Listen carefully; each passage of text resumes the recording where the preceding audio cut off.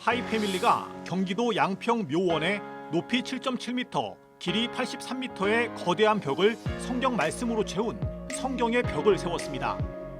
성경 66권 말씀 전체를 벽면에 펼친 공간은 죽음과 생명을 함께 묵상할 수 있게 합니다.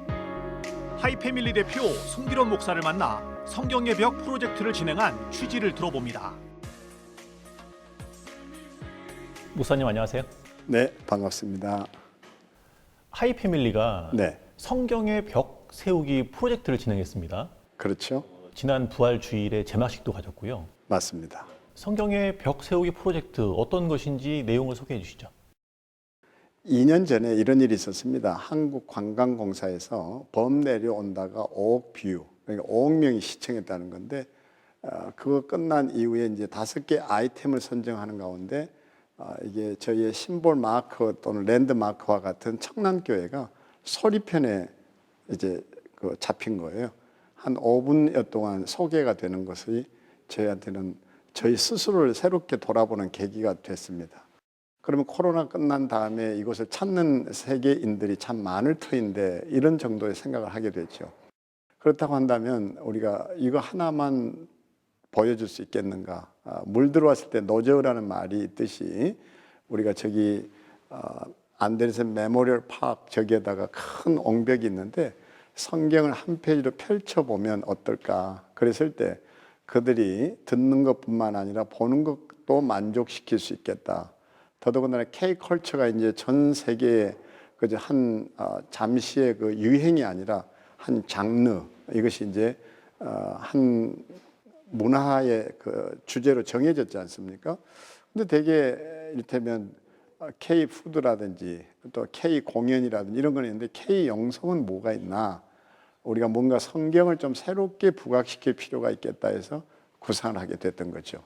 예. 그 말씀하신 내용은 이제 성경 말씀이 새겨진 네. 스테인레스 판에 네. 이제 이 말씀이 빼곡히 적혀 있고 그렇죠. 이것이 모아져서 네. 하나의 커다란 벽을 이루는 그런 프로젝트인 거죠? 맞습니다. 성경 이전에 이제 사실 두루마리가 있었지 않습니까? 두루마리 성경. 거기에 이제 대개 한 3m 정도 되거든요. 복음서 한 권 정도가 기록이 됐는데 저희는 저 옹벽 자체가 이제 83m, 그러니까 약 30배에 가까운 길이였습니다. 그래서 여기에다가 성경을 새길 생각을 했던 것은 욥이 그런 처절한 고백을 하잖아요. 나의 이 말이 이제 돌에 영영이 새겨졌으면 좋겠노라. 더더군다나 하박국에 가면 달려가면서도 성경을 읽게 하라는 말씀이 있는데 점점 말씀이 스마트폰 속으로 숨어든다는 생각을 했고 어떻게 하면 성경을 한 페이지로 좀 펼쳐볼 수 있을까. 그래서 이 생각을 하게 이르렀던 건데요. 말씀하신 대로 이게 이제 한 페이지로 펼친다는 게 쉽지 않았습니다.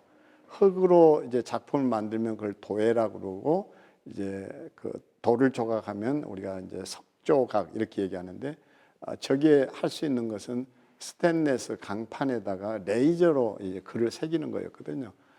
레이저를 펜을 삼아서 스테인레스에다가 필사를 했다고 할 수 있겠죠. 그게 하고 나니까 어마어마한 대작이었고 세계 어디에도 성경책 1753페이지를 한 페이지로 펼칠 생각은 전혀 못했다라는 걸 알게 됐습니다. 누군가가 저한테 그러더라고요.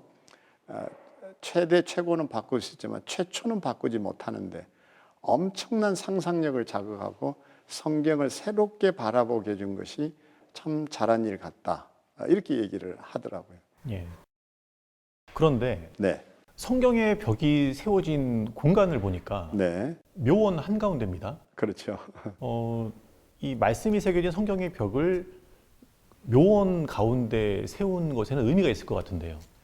우리는 죽음을 이제 기피하는 그런 문화를 가지고 있지 않습니까? 제가 앰뷸런스 소원재단이라고 그래서 이제 생애 마지막 소원을 들어주는 교통약자를 이제 차에 싣고 그들의 원하는 곳으로 떠나는 이런 이제 봉사를 하고 있는데 특히 소아암 백혈병 아이들은 죽음이 자신에게 다가오는 것을 아주 그대로 수용하고 또 받아들여요. 근데 우리 문화는 어떻습니까? 이렇게 얘기하죠. 여행을 아이가 가자고 하는데 같이 좀 가주시면 어떠냐고 그러면 제가 아이를 그럼 포기하란 말입니까? 딱 이렇게 나오거든요. 이게 엄청난 문화의 그 벽이 있다는 걸 알았습니다. 여전히 우리는 지금도 산에 가다가 만약 묘지가 있으면 소스라치게 놀라잖아요. 근데 이전에 제 어린 날을 기억해 보면 묘지는 동네 한복판에 있었고 그것이 우리 그린벨트 같은 그래서 이 잔디 축구장 역할을 했거든요. 거기서 뒹굴고 뭐 줄넘기도 하고 뭐 별별 놀이를 다 했던 것이 무덤처럼 좋은 공간이 없었단 말이죠. 그리고 놀았던 것이 장례놀이라든지 결혼식 놀이라든지 이것은 성경에도 있는 거잖아요. 근데 언제부터 우리가 이 죽음을 기피하게 됐는가? 이걸 생각해 보니까 정작 우리가 죽음을 가르친 일이 없구나. 부활의 종교라고 하면서 또 생명의 종교라고 하면서 죽음이 얘기되지 않는데 어떻게 생명이 얘기되지? 그래서 차라리 이참에 그러면 거기 안데르센 공원 묘원에 세워진 그 벽에다가 말씀을 새김으로써 아주 역설적이게 죽음과 생명이 하나라는 것을 좀 얘기해 볼 수는 없을까? 이런 착상을 하게 됐던 것입니다. 예. 부활 주일의 제막식을 가졌어요. 네. 근데 보니까 우리가 흔히 부활 주일을 표현할 때 네. 올해가 2023년이니까 2023년 부활 주일 이렇게 네. 부르잖아요. 그렇죠. 근데 이 제막식 때는 보니까 이 1990번째 부활 주일 이렇게 표현을 했더라고요. 이게 예. 어떤 의미인지 좀 궁금하던데요. 너무 좋은 질문을 하셨는데요. 이제 제가 차고 있는 시계만 해도 이제 이게 듀얼 타이머라고 그러는데 사실 시간은 두 가지로 구별이 되죠. 하나는 이제 아에타스, 또 하나는 템푸스 이렇게 해서 아에타스 그러면 그 아에타스는 그저 내게 흘러오는 시간이고 또 내가 흘러보낼 수 있는 시간이고 의미 없이 또는 누구에게나 찾아오는 시간이라고 할 수 있죠. 그러니까 템푸스 그러면 전혀 잊을래야 잊을 수 없는 또 의미 있는 구별된 거룩한 한마디로 말하면 별의 순간이라 할 수 있죠. 우리가 달맞이 해맞이 하듯이 부활절도 부활절 맞이가 돼야 되는데 또 새해가 돼서 부활절 절기가 다가왔으니까 또 계란 까먹고 칸타타하고 이렇게 가서는 안 되겠다는 생각을 했습니다. 그래서 2023년에 맞이했던 부활절이 아니라 2023년이 내게는 내 생일처럼 아주 의미 있고 특별한 부활절이 될 필요가 있다. 이런 역사의식으로 저희가 1990번째 그러니까 예수님이 33년 생애를 사셨다 한다면 말 그대로 부활절은 돌아가시고 난 다음에 첫 부활절이 시작이 되니까 올해가 1990번째구나. 그러면 이제 10년만 지나면 온 인류가 2000번이라는 것을 기념하는 일은 여태까지 없었단 말이에요. 2000번째 맞이하는 부활절을 기념하게 될 때 이것이 또 하나의 엄청난 선교의 자원과 선교의 그 하나의 모티브가 되지 않겠나 해서 살짝 생각을 좀 비틀어 봤던 겁니다. 예. 목사님은요, 이제 많은 분들이 가정사역자로 그렇죠. 예, 기억하고 있죠. 네. 30년 넘게 이제 한국 교회와 사회 속에서 가정사역을 그렇죠. 해오고 계시잖아요. 네. 그런데 몇 해 전부터 네. 죽음에 대한 관심을 보이시고요. 또 장례 문화를 개선해야 한다는 또 목소리도 되고 계세요. 네. 가정사역과 이 죽음, 장례 문화, 이 어떤 연결고리가 있어서 이렇게 하실까 좀 궁금하더라고요. 어떤 계기가 있었습니까? 너무 좋은 질문 하셨는데 예를 들면 제가 이제 벌써 할아버지가 됐거든요. 가정사역을 시작하기 30여 년 전에는 당연히 제가 젊고 하니까 결혼 예비학교라든지 이런 데 관심 가질 수밖에 없었죠. 가정사역의 주제는 요람에서 무덤까지입니다.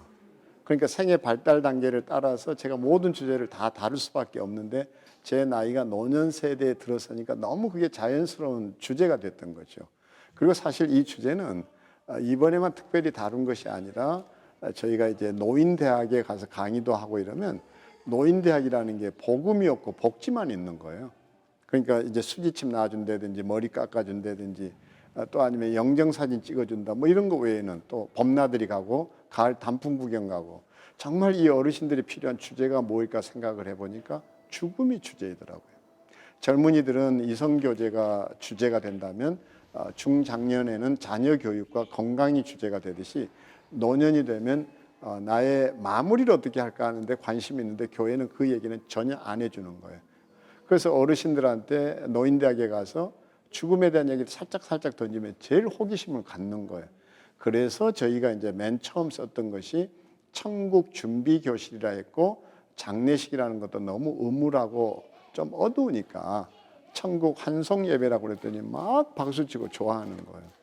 그렇게 해서 사실은 죽음의 문제를 오래전부터 다뤄온 거였지 갑자기 부각된 것은 아니라고 봅니다. 그러나 대표적으로 죽음의 문제가 부각됐던 것은 세월호 현장에 제가 그 하늘나라 우체통이라고 해서 빨간 우체통을 갖다 놓았고 거기 등대에다가 이스터 추리를 이렇게 매달아서 이제 어린 학생들을 위해서는 샛노란 그 이제 계란을 이제 불을 밝히는 것으로 만들었고 성인들은 이제 흰색으로 이렇게 해서 많은 사람들의 마음을 한번 어루만졌던 일이 있었는데 그때 사람들이 보였던 관심사 또 저를 향한 태도들에서 사람들이 정말 궁금해하는 것이 이 주제인데 왜 교회는 이걸 가르치지 못했나.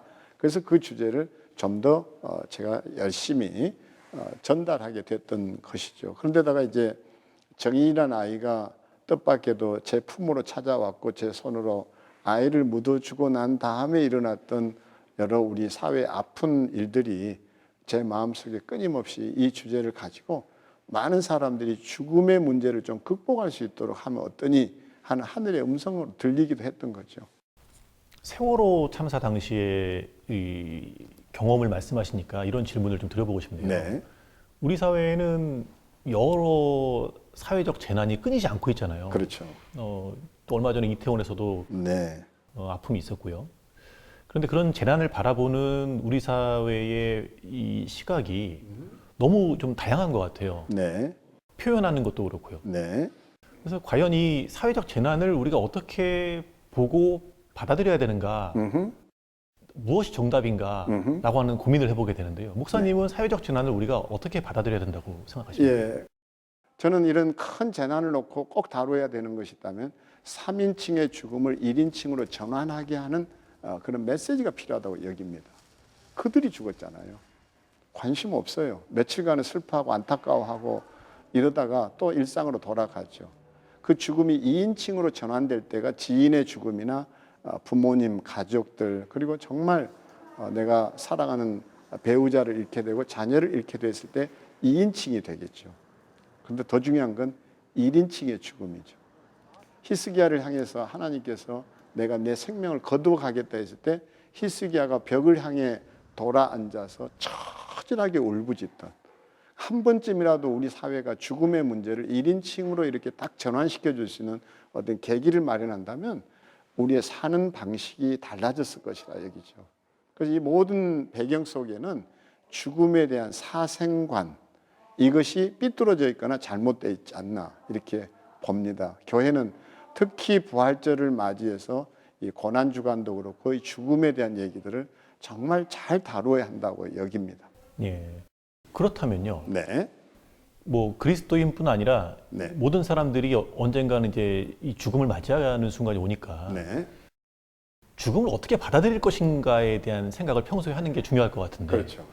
한마디로 말해서 죽음에 준비된 사람만이 사는 것에 준비되어 있다 이런 말이 있죠. 그러니까 사는 자리에서 죽음의 문제를 들여다보면 죽음은 하염없이 슬픈 일이 됩니다. 그러나 죽음의 자리에서 삶을 들여다보면 삶은 너무너무 아름답고 너무너무 감사하고 모든 일상이 기적으로 바뀌잖아요. 근데 우리는 이 코드 전환을 잘 못하죠.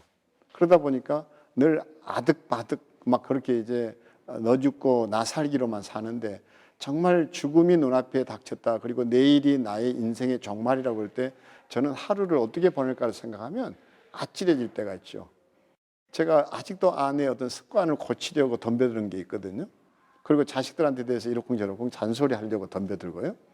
근데 죽음을 딱 생각하고 그 주제를 바라보면 달라지더라는 거죠. 내일 죽을 녀석이 가장 치아가 하나 잘못 썼다고 저렇게 내가 야단 법석 피고 내가 갈 건가 생각해보면 그게 받아들여지는 거예요.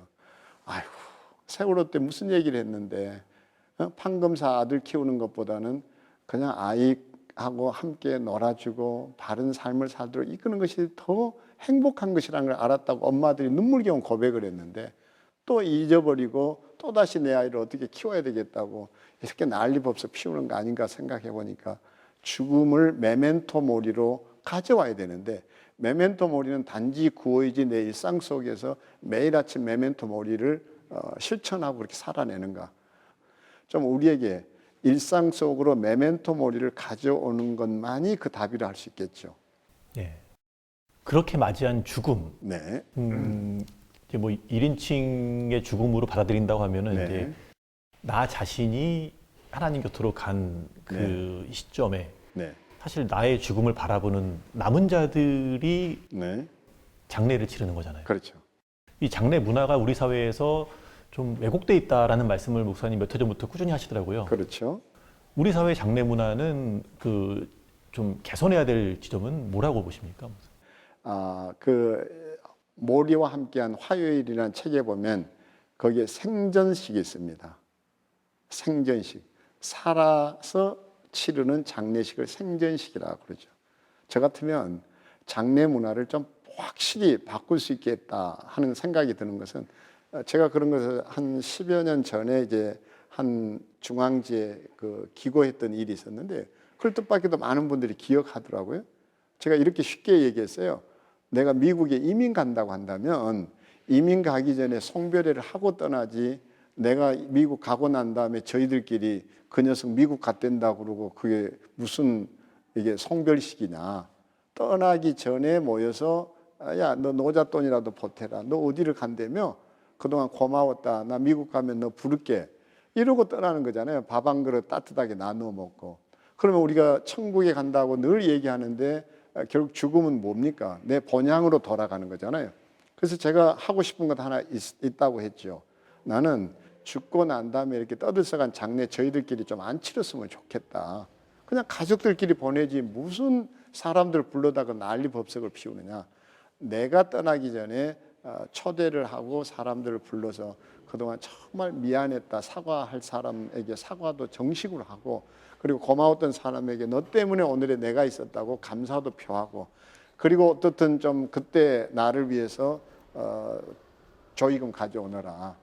그럼 그 조의금 가지고 내가 꼭 돕고 싶었지만 못 도왔던데 좀 내가 직접 좀 보내주기도 하고 직접 찾아가서 좀 이런 데 써주면 좋겠다고 떠났을 때는 좀 조용히 그래서 인생은 원더풀 떠나면 뷰티풀 그 좀 마무리를 이렇게 아름답게 하고 갈 수는 없을까 그런 점에서 저는 엔딩 파티를 좀 이 땅에 뿌려보고 싶은 게 제 마지막 소망 중에 하나입니다.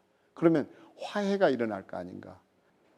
저는 우리 장례가 정말 빛이 나려고 하면 엄청난 빵빠레 몇 명이 왔고 뭐 이런 떠들썩하고 화려한 장례식이 아니라 그분이 이런 화해를 하고 세상을 떠났는가 이거라고 생각합니다.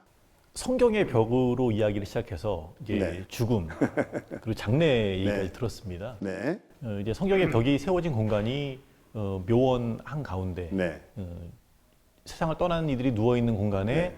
생명의 말씀이 세워진 네. 그런 이제 프로젝트를 진행하셨는데요. 네. 이 성경의 벽이 어떻게 이 사회에서 활용되길 바라시는지 기대감이 있으시면 말씀해 주시죠. 저는 젊은이들에게는 상상력을 자극하는 기회가 됐으면 합니다. 무슨 뜻인가 하니 책이라는 것은 이게 등번호가 있어야 되잖아요. 그러니까 꽂았을 때 그 책 이름이 보였을 때 그게 책이에요. 그러지 않으면 팜프렛이라고 그러고 그냥 하나의 종이일 뿐이죠. 근데 어떻게 1753페이지가 한 페이지로 펼쳐져서 그게 책이 될 수 있는가? 이런 상상력을 가지면 문화재급의 상상을 하고 살 수 있다고 여깁니다. 저는 유현준 교수가 했던 얘기를 참 좋아하는데 우리가 남대문을 문화재라고 할 때 그 문화재인 이유는 뭐 이제 나무를 어떤 걸 썼고 뭐를 어떻게 썼고 이런 것이 아니라 그들의 생각이 문화재급이었고 그 생각을 기념해 주는 것이 이제 남대문이라는 문화재로 우리에게 다가온 거잖아요. 마찬가지라고 생각합니다. 우리 크리스천들이 가져야 될 또는 크리스천뿐만 아니라 모든 다음 세대가 가져야 할 생각이 있다면 하나님의 깊고 오묘한 생각, 우리의 길과 다른 하나님의 길을 늘 보고 기도해야 되는데 아이들에게 다음 세대의 상상력을 자극할 수 있는 것이야말로 우리가 물려줄 유산 중의 유산이 아닌가 여겼습니다. 또 크리스천들에게는 성경 앞에 한번 우리 언제 우뚝 한번 서보았는가, 그렇죠? 성경 앞에서 그리고 자신이 원하는 말씀을 좀 찾아가 보았는가 이건데요. 저기에 서면 이를테면 외국인들이 왔을 때라도 미국인들이 오게 되면 영어로, 그 다음에 이제 중동 사람이 오면 아랍어로, 그리고 중국 사람이 오면 중국어로, 불란서에서 오시면 그 불어로, 그 성경이 또 소리로 들려지게도 꾸며놨고, 그래서 성경의 소중함을 다시 자각했으면 좋겠다. 우리나라는 복음이 선교사가 들어오기 전에 성경부터 먼저 번역된 특별한 나라이기도 하지 않습니까? 그래서 외국인들이 왔을 때 또 선교사들이 한국인을 지칭할 때 성경을 사랑하는 그리스도인이 우리에게 붙은 이름이었습니다. 저는 그런 점에서 다시 한번 하나님이 우리에게 주신 성경 말씀의 소중함을 크리스천들에게 좀 널리 다시 한번 각인시키고 싶었습니다. 구도자들에게는 이곳에 한번 가봐야 되겠다 해서 여기에 왔는데 그 아름다운 말씀 앞에, 아름다운 장면 앞에, 들리는 성경 앞에서 그들이 하나님 앞에 무릎을 꿇는 그런 기적의 역사가 쓰여지고, 그 벽에서 이제 여러 가지 우리가 자연이 가져다주는 선물과도 만나게 되거든요. 하나님을 만나게 하는 접점이 되고 소통하는 장소로 쓰여졌으면 좋겠다는 소망이 있습니다. 예. 죽음을 생각한다는 것은 또 곧 나의 지금 살아가는 삶의 과정도 생각하는 기회가 될 수 있을 것 같아요. 그렇습니다. 예. 그런 시간들을 모두가 함께 가져보는 계기가 됐으면 좋겠습니다. 목사님 오늘 말씀 감사합니다. 고맙습니다.